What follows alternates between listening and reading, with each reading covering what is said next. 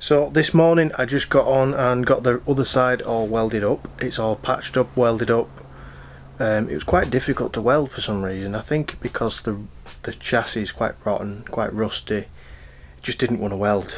And then the pipe on my welder burst in the heat, so I had to faff about with that. And then I had to go to work at 2. So luckily work is very quiet at the minute, and my boss let me go at 4 o'clock. So now I'm going to get on and get the rest of the chassis painted. Fingers crossed, if they have a space, I'm going to try and get it booked in for an MOT on Saturday.